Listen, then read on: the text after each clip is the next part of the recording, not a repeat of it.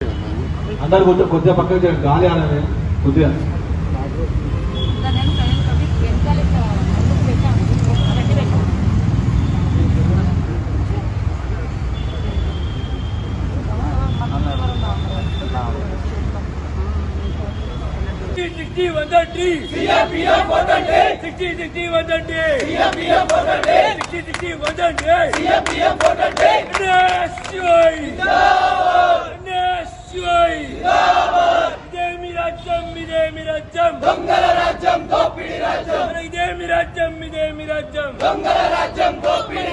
విద్యార్థుల ప్రాణాలతో చెలగాటమా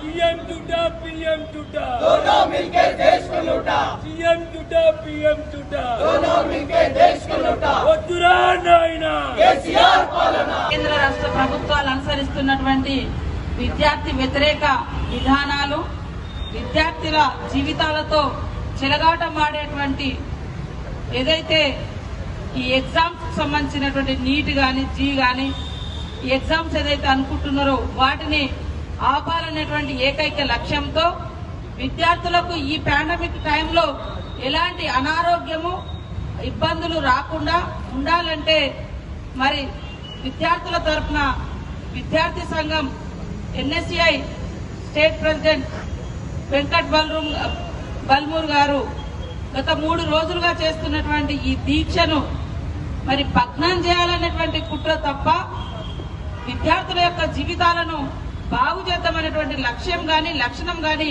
కేంద్ర రాష్ట్ర ప్రభుత్వాలకు లేకపోవడం చాలా దారుణం.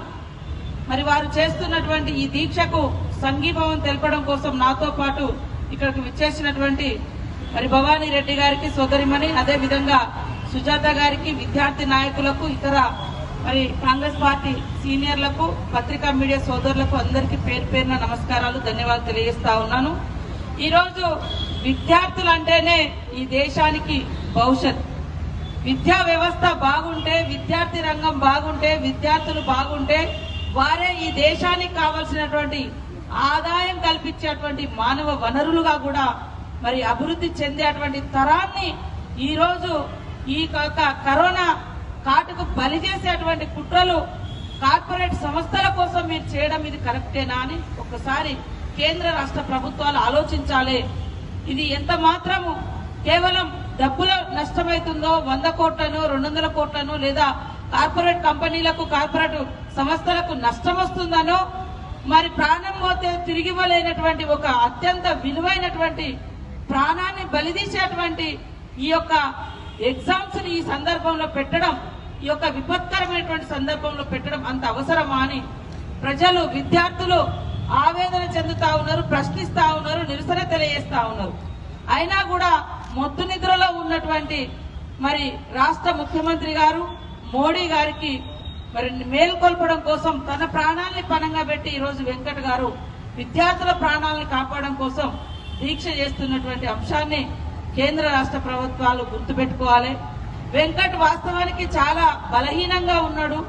మొన్నటి వరకు కరోనా ఎఫెక్ట్ తో మరి అనారోగ్యం పాలై మరి 10-15 రోజులలోనే మళ్ళీ కోలుకొని ఈరోజు విద్యార్థుల సమస్యల మీద ఒక దిక్కు ప్రగతి భవన్ ముట్టడించడం, ఈ రోజు కేంద్ర రాష్ట్ర ప్రభుత్వాలు కళ్ళు తెరిపించడం కోసం మరి అమరణ నిరాహార దీక్షకు కూర్చోవడం ఏదైతే ఉందో ఈ ప్రభుత్వ వైఫల్యాల మూలంగానే ఆయన ఈరోజు ఈ దీక్షకు కూర్చోవడం, తన ప్రాణాన్ని పణంగా పెట్టి ఇవాళ విద్యార్థుల భవిష్యత్ కోసం ఆలోచిస్తున్నటువంటి విషయాన్ని ఈ రాష్ట్రం విస్మరించింది.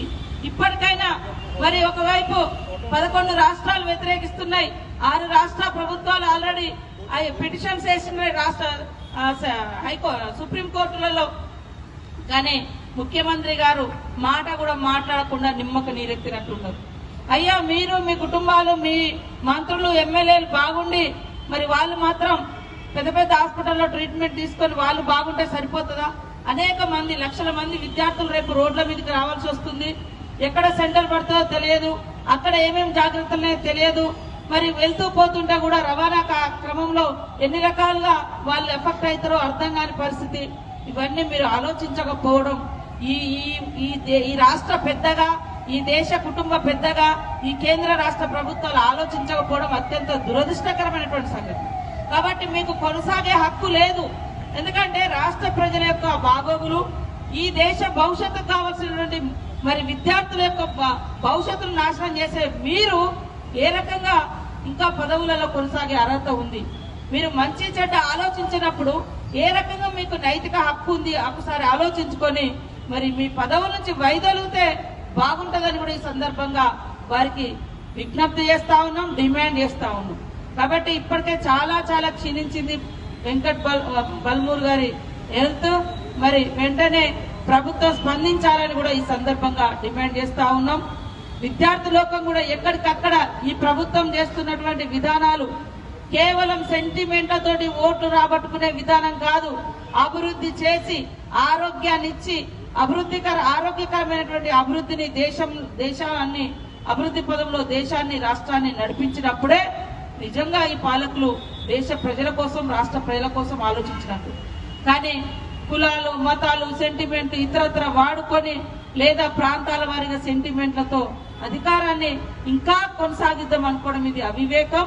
అభివృద్ధి చేయండి, ఆరోగ్యాన్ని ఆరోగ్యవంతమైన రాష్ట్రంగా ఆరోగ్యవంతమైన దేశంగా విద్యావంతమైనటువంటి మేధావులుగా తయారయ్యేటువంటి దేశంగా తీర్చిదిద్దాల్సినటువంటి విషయాన్ని మర్చిపోయి ప్రధానమంత్రి ఏమో మరి నెమళ్లకు ఫీడింగ్ చేస్తా ఉన్నాడు, ముఖ్యమంత్రి గారేమో ఫామ్ హౌస్ లో వాళ్ళు ఫీడింగ్ చేసుకుంటా ఉన్నారు. ఈ రాష్ట్ర ప్రజానికానికి కావాల్సినటువంటి హెల్త్ ఎవరు చూడాలి? ఎడ్యుకేషన్ పరంగా వచ్చేటువంటి సమస్యలు ఎవరు చూడాలి? ఈ రకంగా ప్రజల వైపు మీరు చూడకుండా మీరు ఎక్కడో కూర్చొని నిర్ణయాలు తీసుకుంటే ఆ నిర్ణయాల యొక్క ప్రతికూల ప్రభావాలు ఎన్ని లక్షల మంది జీవితాలను ఛిద్రం చేస్తుందో ఒక్కసారైనా మీరు ఆలోచించిరా నేను అడుగుతా ఉన్నా.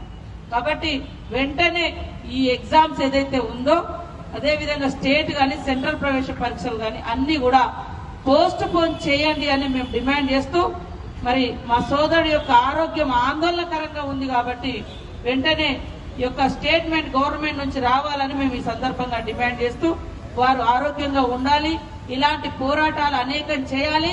కేంద్ర రాష్ట్ర ప్రభుత్వాల మెడలు వంచే విధంగా యూత్ అంతా కూడా రోడ్ల మీదకి రావాల్సినటువంటి సందర్భం వచ్చింది.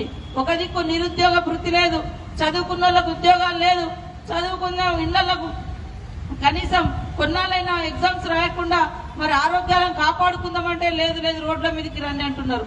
మొన్నటికి మొన్న ఒక 10 days అమెరికాలో స్కూల్స్ ఎగ్జామ్స్ నడిపిస్తే 70-80 వేల మందికి పైగా కరోనా మరి ఎఫెక్ట్ అయినటువంటి విషయం మనకు తెలుసు.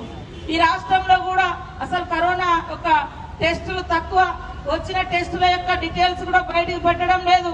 ఒక్కొక్క జిల్లాలో 800, 1000, 2000, 3000 కేసులు చిన్న ఇప్పుడు ఈ 33 జిల్లాలలోనే ఆ పరిస్థితుంది. అవన్నీ లెక్క కడితే చాలా ఉన్నది, కానీ ప్రభుత్వం దాస్తుంది. అదే వెంకట్ మేము మరి ఒకే రోజు 40 శవాలను ఎట్లా ప్రభుత్వం దొడ్డిదారిన కాల్ చేస్తుందో కూడా అంశాన్ని బయట పెట్టినటువంటి విషయం కూడా వెంకట్ గారు మరి యాక్టివ్ గా అది ఆ యొక్క లోపాయకరంగా జరుగుతున్నటువంటి దహనాల వివరాలను కూడా బయట పెట్టిండు. అదే విధంగా కరోనా డ్రెస్ లో మరి యొక్క ప్రగతి భవన్ ముట్టడి కూడా, అంటే ఏ రకంగా ఈ కరోనాతో ప్రజలు విద్యార్థులు ఎంత ఎఫెక్ట్ అవుతున్నారో కూడా మరి అక్కడికి పోయి కూడా ముట్టడి. ఈ రోజు యొక్క కార్యక్రమం ఇవన్నీ చూసి ప్రభుత్వానికి వెన్నులో వణుకు పుట్టినట్టుంది. అందుకనే కనీసం స్పందించకుండా మరి నిమ్మకు నీరెత్తినట్టుగా ఉంటా ఉన్నారు. కాబట్టి ఎక్కడికక్కడ నిరసన కార్యక్రమాలు చేయాల్సిన అవసరం ఈరోజు ప్రజలకు ఉంది, బాధ్యత విద్యార్థులకు ఉంది, యూత్కు ఉంది.